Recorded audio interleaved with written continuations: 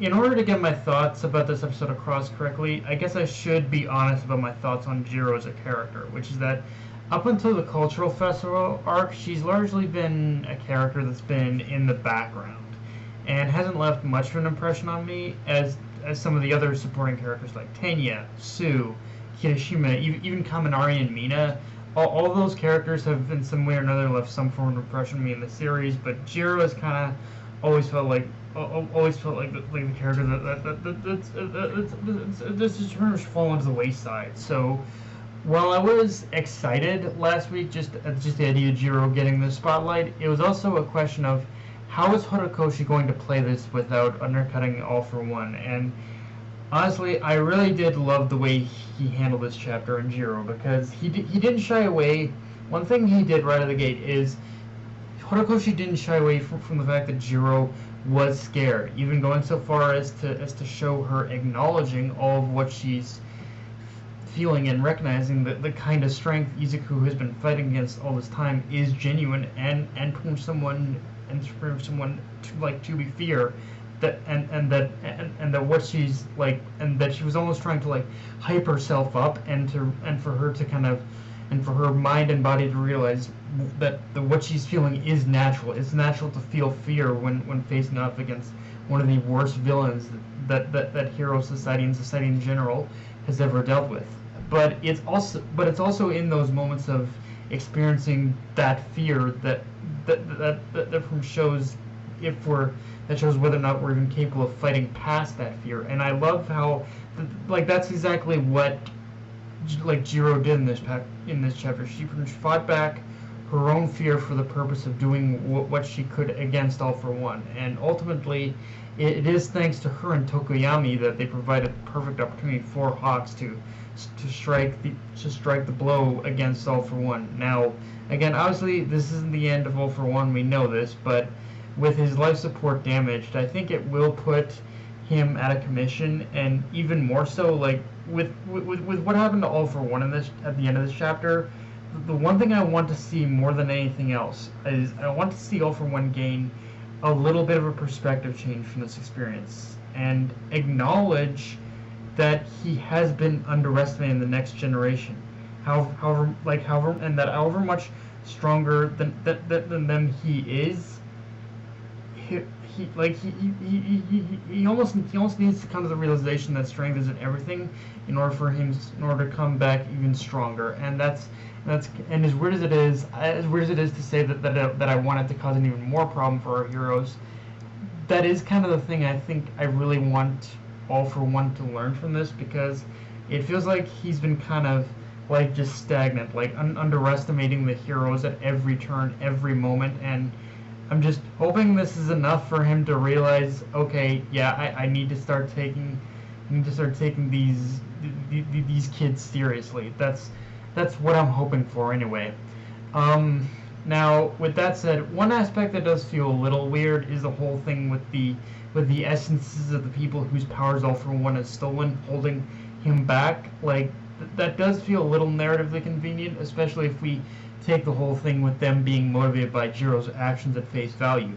But at the same time, I do like the idea that in the same vein that Izuku has made peace with the other holders of One for All and learned to use their powers, the people whose powers All for One is stolen from are actively starting to oppose him, showing there are still weaknesses to this power, and that for as much as he claims to hold dominion over the abilities he's stolen, even that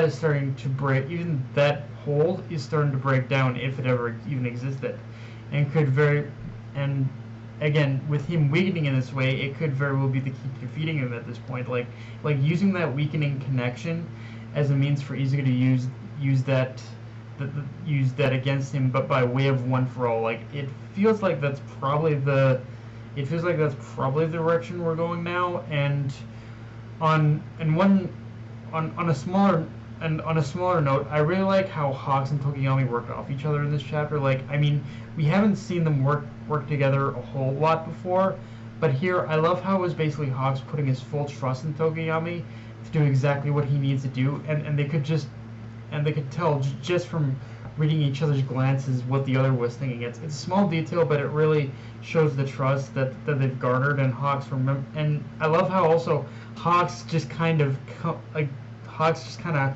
again remembers how much he can trust Tokoyami when he needs him. He doesn't need to just like actively pretend like he needs to protect Tokoyami. Like, no, Tokoyami is his own person. He's his own hero, and they can trust each other in order to watch each other's back. Like, it doesn't have to be a one-way street of Hawks like looking to protect Tokoyami. Like, Tokoyami can do that just as well for Hawks. And yeah, it's one of those things that just I really like how that little bit was handled.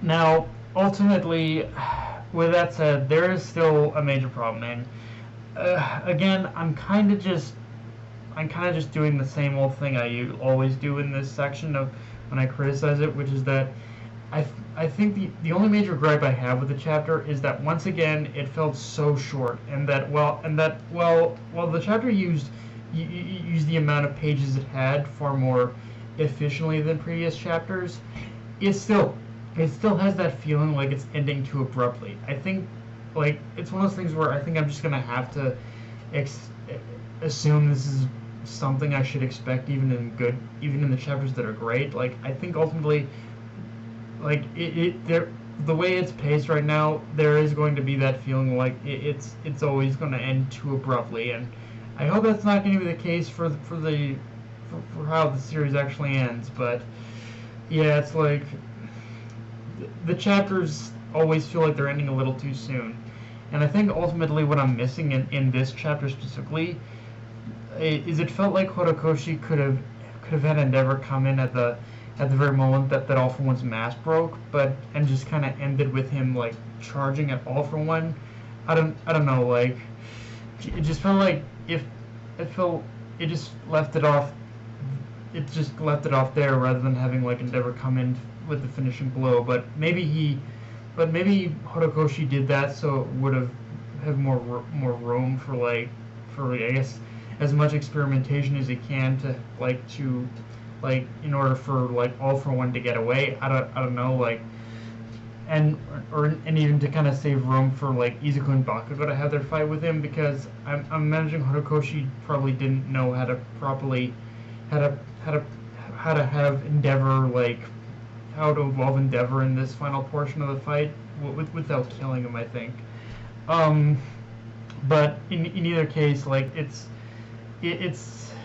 one of those things where there's just that one missing piece that could have felt like it could have ended it perfectly. But of course, regardless, we won't know for a couple weeks what's going to happen next, as MHA is going on a 2-week break, which means either something's happened to Horikoshi or it's just a standard break. But in either case, I welcome when this does happen, so he can just take the time to walk away with and clear his head if he needs to. But yeah, guys, that's pretty much all I got for this review. If you enjoyed the video, like, comment, subscribe. Follow me on Twitter, Analyze Crunchyroll.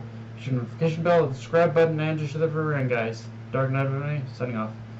Later, everyone.